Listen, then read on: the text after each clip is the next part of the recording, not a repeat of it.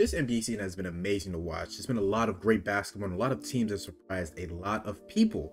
It's been really interesting to see these teams with these new faces, these teams with these new stars, and how they've meshed together. And some have done it pretty well, and some have just not.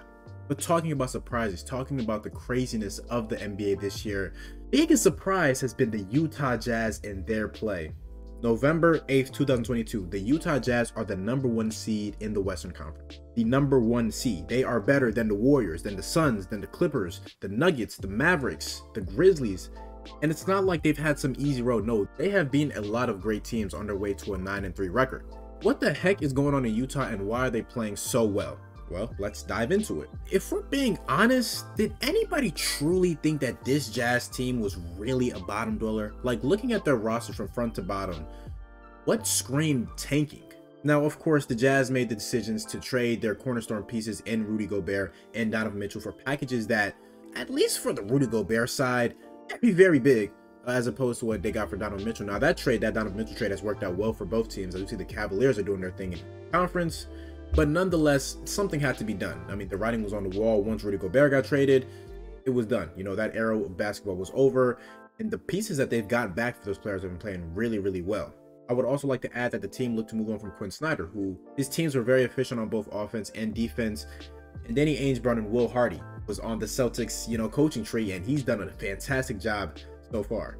When I look at this team, I look at three main things as to why they've been playing as well as they've been playing. Let's dive into each of those. So the first thing I wanted to talk about was the veteran presence, the veteran leadership on the team. Looking at this team from front to bottom, they got guys like Mike Conley, who's at the helm of the playmaking duties. I mean, this season he's averaging 7.5 assists and is consistently raved about by teammates for his leadership and his veteran presence. There's also 6th Man of the Year Jordan Clarkson, who's been scorching hot this year. I mean, he's shooting like 42% from 3 on 8 attempts. He's averaging nearly 20 points per game. And might I add, he's passing a lot more than he used to, and that's another thing. This team is playing great team ball.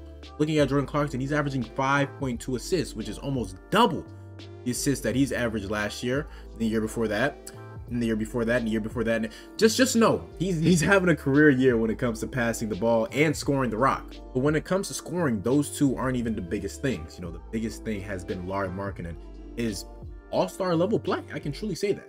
Lauri Markkanen, the marksman. Last offseason, Lauri Markkanen was traded to the Cleveland Cavaliers, and they had a little funky lineup where Lauri Markkanen played majority of his minutes at the small forward position. Now, to start the season last year, it was kind of wonky, and the fit was questionable, and he kind of struggled in that role. But as the season went on, and as he got accustomed to it, he grew into his role more and more, and he started to hit some strides. Towards the end of the last season, when the Cavs were decimated with injuries, Lauri was a big bright spot. In the last 15 games of that season, he averaged nearly 17 points and 6 rebounds. Shooting 48.8% from the field and 40% from 3 on 7 attempts per game. And then he exploded in that playing game against the Atlanta Hawks, where he had 27 points, I believe, on like 7 threes made.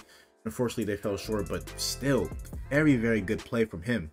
And as a Cavs fan, I was kind of upset with losing Lauri Markkanen because he was a big part of that team's success last year. The reason why that team was so good defensively wasn't just because of Evan Mobley and Jared Allen. And that kind of mindset shift for him was big. On the season, Lauri Markkanen is averaging career-high 21.9 points. He's grabbing nearly 9 boards a game, and all of this is while shooting 52.9% from the field. Now, his 3-point percentages have, dipped a bit this season, but it's Lauri Markkanen. He's always been kind of streaky from that spot, and having more on-ball opportunities, that's going to happen. 3-point percentage will rise. Will the points fall? I don't know. I really think Lauri Markkanen can play like this for an entire season.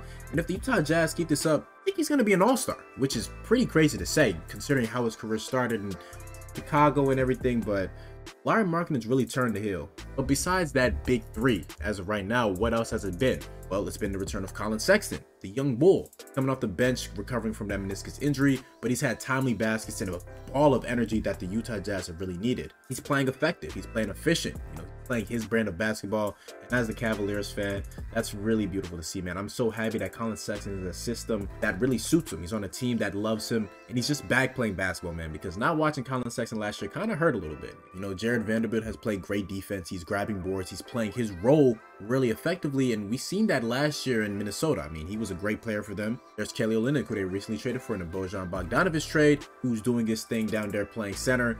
We know what Kelly Olynyk brings to a team, and he's doing what he's been doing for the past couple of years on the Utah Jazz. And over the last couple of years, you might even say few to several years, the Utah Jazz have never really been a team to play their young guys, aside from Donovan Mitchell, who we see came in as a 20-point per game scorer. But in this case, it's been Walker Kessler who's gotten consistent minutes for them. Could kind of make the argument that he's been playing better defensively than Rudy Gobert has been. In just under 15 minutes of play, he's averaging 1.6 blocks per game. His rim protection is what stood out most for him at Auburn, and it's transitioned to the NBA. And it's not just the defense. On offense, you can see the touch he has as a 7-footer. He really has a knack for scoring around the rim. And as he continues to add muscle and as he continues to get better, he's going to be an integral piece to that team's success. Now, the biggest question is, will the Jazz be able to sustain this level of success? I don't think this team is going to be the 1 seed, you know, by game 50 or game 62 or whatever. But I definitely see this team as a playoff team. It doesn't look like they're going to be making any moves soon to at least get rid of players. They could definitely make moves to bring in some guys. And Danny Ainge always has a plan. He always knows what he wants to do. Who's real methodical when it comes to his trades, his coaching decisions, front office, everything.